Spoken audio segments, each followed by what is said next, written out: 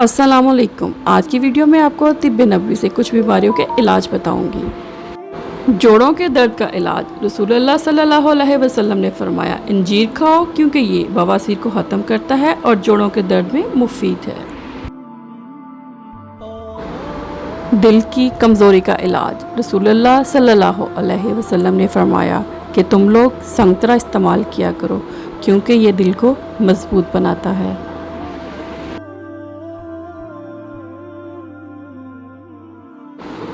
बुखार का इलाज रसूलुल्लाह सल्लल्लाहु अलैहि वसल्लम ने फरमाया, तुम में से किसी को जब बुखार आए तो सहरी के वक्त ठंडा पानी इसके बदन पर 3 रात तक छिड़का जाए।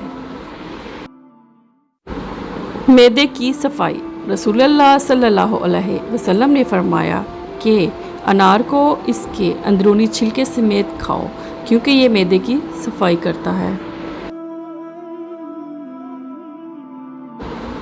पेट के कीड़ों का इलाज हज़रत इब्न अब्बास बयान करते हैं कि रसूल सल्लल्लाहु अलैहि वसल्लम ने फरमाया, निहार मुँह खजूरें खाया करो क्योंकि इससे पेट के कीड़े मर जाते हैं।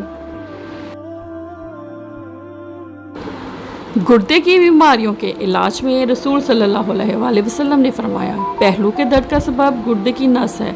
जब वो हरकत करती है तो इंसान को तकलीफ़ होती है और इसका इलाज गर्म पानी और शहद से करो। अवामुन्नास में फैली चंद आम बीमारियों का ये नबवी नुस्खा है जिस पर आज भी अमल मुमकिन है। नेज़ इससे इस्लाम की वुसअत और इंसानी फितरत व ताकत के लिहाज का भी अंदाज़ा लगाया जा सकता है। वीडियो अच्छी लगी तो लाइक कर दें, कमेंट कर दें, चैनल पर नए हैं तो सब्सक्राइब कर दें। अल्लाह हम सबका हामी नासिर हो।